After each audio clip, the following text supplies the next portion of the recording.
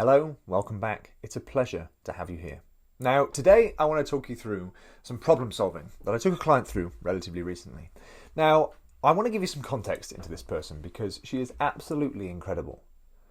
Just before we met, just before we started working together, this person ran a 5K every day for 365 days. Then she decided it would be a good idea to approach someone like me to dial in some nutrition and some training, and she did a fantastic thing. She joined me on one of my previous challenges and started applying that to then doing a half marathon every Sunday, every week, for 52 weeks. And then she came to me, apologies about the beep in the background, and then she came to me and she said, hey, I want to do something different. I feel like it would be an interesting idea to do 12 triathlons in 12 months. I'm like, goodness me, what do you think this is going to end in? Like, if we've done 365, then we've done 52, then we've done 12, surely it's going to be like one big thing. And what we ended up agreeing on was she's going to do, well, she is doing now, 12 triathlons in 12 months. She has just done, at the point of recording, she has just finished triathlon number 7. So there's only a few more to go. And she's cracking on till March, and the last one is going to be a half Ironman distance. And the beauty of these triathlons, we're doing any distance that we want to, really. But we started off on a super sprint triathlon, and we're kind of working our way through the Olympics at the moment, and we're dealing with a change in the year and the seasons and different swimming venues and all sorts of bits and pieces. We're making it really, really good fun. And I'm trying to make the training as fun and entertaining as possible. We're introducing some trail running, we're introducing some road running, we're introducing open water swimming, sea swimming, lake swimming, pool swimming, cycling, mountain biking, gym biking. We are making things as interesting as possible, and she has been doing absolutely phenomenally well. It's been incredible to watch. But here was the conversation at month 7. So I've got a lot coming up in November. I'm away a lot, and quite frankly, I don't think I can do a triathlon in November. Okay, that's interesting. Tell me what's on your mind. What do you think's going on here? Well, I hadn't realised just how much I might get bored of this when I first thought of the idea. I thought, okay, go on. Well, I've been doing these triathlons and I've been doing different distances and triathlons, and they have been fun and the training has been fun, but I'm just ready for it to be over now. I miss running distance and I'm looking forward to doing a long distance run. I'm thinking about doing this next challenge next time, and next year I've got this challenge where I want to do 3 marathons in 3 days as part of this. And basically what she did was then went on to say how amazing this next challenge would be. Now I fully understand that, folks. I fully understand that. With all the challenges that I've done in the past, I've got about 2 weeks out from doing that challenge itself, and I've always figured out what the next one's going to be. And I'm really excited about that, almost to the extent of being more excited about that than actually doing the current challenge at the time.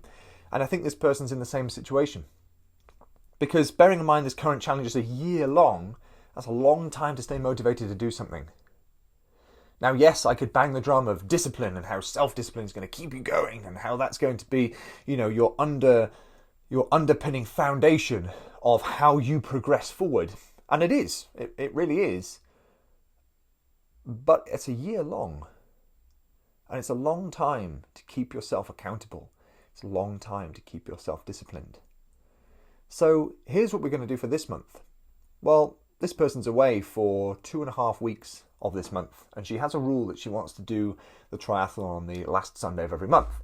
Now, she's not here for the last Sunday of every month. She's in Oman, of all places, which clearly isn't going to happen for a triathlon. So logistically speaking, that's not going to happen. So we've had to bring it forward a week, which is fine. And we've actually brought it forward to a Saturday as well. So we've changed a few things around. But I already know that this person can rattle off a triathlon. No problem at all. So what we did was, well, how about we just dial back the distance for this one? And we use this month to train more running, because you love running. And because you're away, running is going to be the easiest modality of training. And we don't make ourselves feel bad for missing things, but instead we do what we can. We get to the triathlon, and what you've done there is you've done a lesser distance triathlon for a month where you've had so much more rest and recovery, because some of her trips away are indeed holidays, so much more rest and recovery, so that you're then ready to rock and roll for the December triathlon. Let's end the year with an Olympic distance triathlon. Let's push the distance ever so slightly so it ends up being the longest one you've ever done, so it'll be like an Olympic plus. And let's do it that way, because December you've got tons of time on the calendar. November you haven't. You're a little bit mentally exhausted with the idea of doing more triathlons now, but in December the likelihood is if we recover through November, you won't be feeling that way. So let's use November now as a bit of a break. We're not stopping the challenge. We're not cancelling anything. We're just being more intelligent in our training. Now, how I want to apply that to you with the adventure mindset is we look at this and go, well, yeah, of course, you might listen to that and go, that seems fairly obvious, doesn't it, Ben, really? This person's done 7, pretty exhausted. Why don't they just have a break? Well, this person isn't going to have a break. She's not going to miss the triathlon. That's unacceptable to her. But she can take it a bit easier. And I want you to think about that thing that you've been struggling with recently, that you've been pushing yourself through. And you've probably caught yourself thinking, oh my God, I need a holiday. Do you need a holiday? I mean, the answer is probably going to be yes here. Everyone loves a holiday and we all need a holiday. I know, I'd love to go on holiday. Or do we just need to dial back things a little bit? Do we just need to protect ourselves a little bit? Do we need to think about why are we pushing so hard at this particular moment in time if we've got lots of other things building up on us? If we've got a lot of amassed fatigue from something, like where's that come from? What is the impact that's having on us? What can we do about that? Can we just release our foot off the gas just a little bit to allow ourselves adequate time and recovery to rest and come back at it stronger for the next month? Notice how we haven't cancelled anything, because I know she would feel terrible if I said, hey, let's just have a rest month. We're still doing something, but we're just altering our expectations here. Because with a lot of our adventure challenges that we do, folks, even the races that we pay for and we enter, no one's expecting us to do this. No one's forcing us to do this. The world's not going to stop if we don't. But in your head, you will know whether it's the right thing or not to miss the thing, or whether it's the right thing or not to just dial it back. And I'm going to go ahead and suggest here that it is the right thing to just dial things back a little bit sometimes. Because these events, these challenges, all these things that we do, unless you're a pro athlete and you're relying on paychecks and things to come in because of this, and this is your livelihood and this is your forever, then all we're doing is we're building ourselves up for our own self-induced pressure and expectations that we've got on ourselves that, quite frankly, even though they might say they do, no one else cares about. And I'm not saying that to say no one cares about you. I'm saying nobody's going to care more than they care about their own stuff that they've got going on. And that is fact. Because coming from the person who wrote the book on how to be overly self-pressurizing and beat yourself up for not doing what you think is enough and then just amassing more and more self-pressure. I wrote that book. Let me tell you, the people that are looking from the outside in, they don't care enough. They certainly don't care as much as you do. Maybe we just need to alter our expectation a little bit, gain some perspective, take a step back, look at what it is that we actually loved most about the idea of doing these things and apply ourselves to that. I have another client. She used to race professional mountain biking. Big deal. A real big deal. And finds it a big deal right now that she's not at that same level anymore, approximately 10 or so years later. But there's still the expectation of being the champion there. Like, okay, well, when was the last time you went on your mountain bike for fun? Well, yeah, I do go for fun, but I have to beat people up the hill. Why? Why do you feel like you need to beat people? Same with running, same person. Always has to compete, always has to come first, always has to be beating people. Why? And I'm not saying this to say why as in why because it's wrong. I'm saying why because I'm genuinely interested in what the thought process is here. And if you're in this boat, why? What is your thought process here? Because the more you become cognizant of your own thought process, the more you are likely to be a little bit more mindful as to what it is that you're doing and what it is that you're aiming for. For the person in the triathlons, this just so happened to be the perfect thing for her to be doing this month. Taking it easy. Dialing things back. Enjoying a birthday as well. Being able to gain perspective and look back at the fact that she's done 7 triathlons in 7 months, which is insane, and it will soon be 8 in 8. Doesn't matter what the distances are, you've done 8 triathlons in 8 months. Oh, I might just add, folks, she's 63 years old. This is insane. This is brilliant. And this is exactly what the adventure mindset is all about. To the person who is the, mountain bike racer, what do you do for fun? Why do you do these things? Do you enjoy the running? Do you enjoy the mountain biking? Does it bring you joy and happiness? Because if it doesn't, we need to alter things a little bit. If it does, brilliant. Really think about and dial into what it is about those things that brings the joy and the happiness.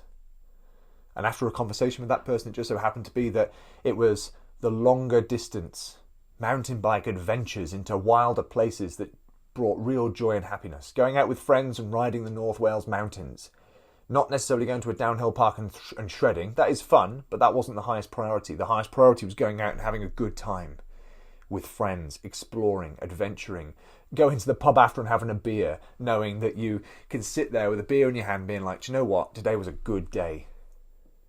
Having a pizza after your training and being like, today was a good day. And then doing it all again. Planning mountain bike holidays for next year to go off and do mega trails in the Alps. That's what brings the fun. And that's the context that we all need. I've fallen out of love with things in the past, doing sports and stuff, and then wondered what's wrong with me. Am I broken? Why can I not just keep pushing through and keep pushing through and keep pushing through, thinking that everything's going to be all right, but actually the practice of just pushing and pushing and pushing can push you into even more mental exhaustion because you have zero perspective on what it is that you're trying to do. Until we can take a step back and go, hang on a minute, why am I doing this? If I do not enjoy it for the majority of the time, and I'm being very careful with my words here, if we are not enjoying what we do, what we're training for, what we're trying to accomplish for the majority of the time, we are wasting our time. And I say the majority of our time because we don't enjoy it 100% of the time. I certainly don't. There are times where on the surface, I don't enjoy it. But deep down, I know I do.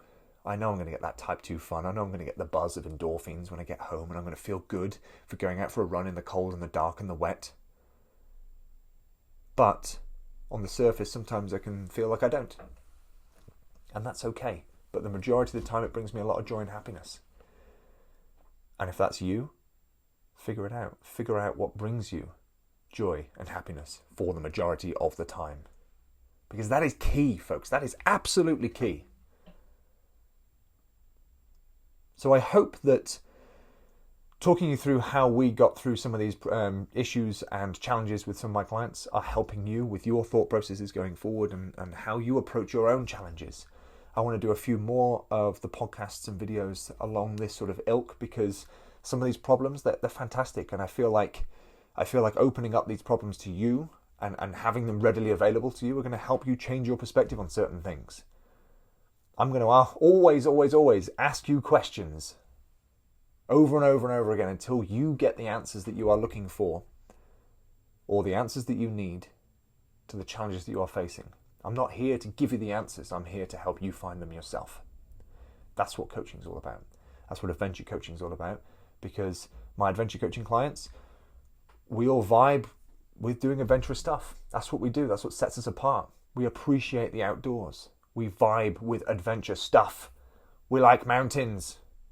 It's cool. That's what we do. So team, if that's your vibe, drop me a comment, hook me up, get in touch. I'm here to help you. If you feel like you need it, if you feel like you trust me enough to help you, or at least see if indeed the glove fits, that's what I'm here for. Drop me a message on any social media platform. I'm there for you. Team, it's been a pleasure. Thank you for lending me your ears. I'll see you next time. Peace.